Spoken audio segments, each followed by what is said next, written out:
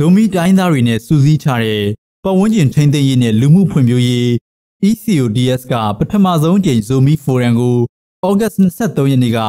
ရန်ကုန် YMCA မှာကျင်းပခဲ့ပါတယ်။ Zomi Forum ဘာကြောင့်လုပ်တာလဲ။မြန်မာပြည်ရဲ့လက်ရှိအပြောင်းလဲမှာ Zomi တိုင်းသားတွေအနေနဲ့ရှေ့ဆက်ဘာလုပ်သင့်လဲဆိုတာသိနာလည်ဖို့အချိန်ရောက်နေပြီးချင်းပြည်နယ်ရဲ့စင်းရဲမွဲတေမှုဆိုးရွားတဲ့အဆင့်ရောက်နေတာမို့စင်းရဲမွဲတေမှုတိုက်ဖြတ်ဖို့နဲ့ချင်းလူမျိုးတွေပညာရေးတိုးတက်ဖို့Zomi ခေါင်းဆောင်တွေတိုင်ပင်ကြတာလို့ပူးရှင်းလျန်းကပြောပါတယ်။ချင်းပြည်နယ်ရဲ့စင်းရဲမှုလုံးဝလည်းကျွန်တော်ကြည့်မယ်ဆိုချင်းနေဆိုကြနေတယ်ဆိုတော့ဒီစင်းရဲမှုရှော့ချနိုင်အောင်ဘယ်လိုလုပ်လဲဆိုတဲ့ဟာတွေလည်းပိုင်းပါမယ်။ပြီးတော့လူငယ်တွေလည်းနာငါဘာတွေလုပ်တင်တယ်လဲဆိုတဲ့ဟာတွေလူငယ်တွေနဲ့ပတ်သက်တဲ့Zomi ကျတာဆိုပါ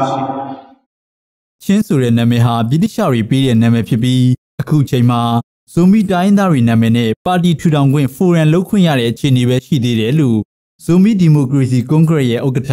ပူးကျင်ရှင်းထန်ကပြောပါတယ်။အင်အားနဲ့ပြင်ရမယ်ဆိုရင်အောင်မြင်မှာမဟုတ်လို့ဖျားသခင်စီစုမုံကောင်းတောင်းပြီးကိုစွန့်လွတ်နေတာခံကြိုးစားဖို့အရေးကြီးတယ်လို့ပြောပါတယ်။ကျွန်တော်ရှိဆက်ပါလို့မလဲဆိုတဲ့နေရာမှာတော့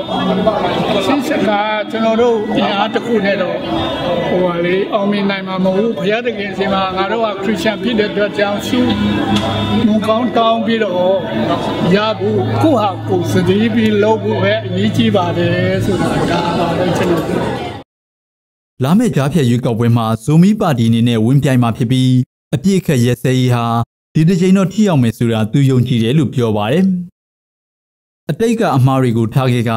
နိုင်ငံနဲ့လူမျိုးအတွက်ဒေသဆွဲဘာသာဆွဲတွေထားခဲ့ကြပြီးအချင်းချင်းစည်းလုံးညီညွတ်ကြဖို့အစိုးရနဲ့လက်တွဲပြီးအနာဂတ်ကိုတည်ဆောက်ဖို့နဲ့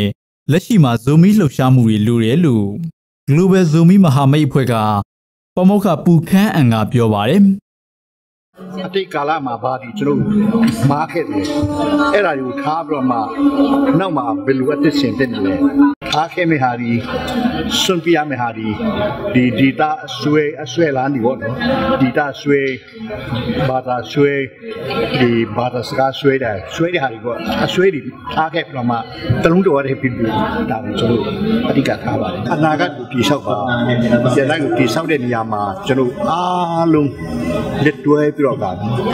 မဆုံးကျွန်တော်Zomiချင်းနေလက်တွဲဖို့လိုတယ်။ကွဲပြားခဲ့တယ်။အဲဒီကွဲပြားတဲ့ဟာကိုကျွန်တော်လက်တွဲပြီးတော့မှတဆနဲ့တခြားလူမျိုးတွေနဲ့နိုင်ငံလုံးနဲ့ကျွန်တော်လက်တွဲပြီးတော့ပြည်ထောင်စုကိုလည်းတပါတဲ့ပန်ပိုးနိုင်လို့ဆိုအဲ့ဒါကိုဆွေးနွေးတယ်။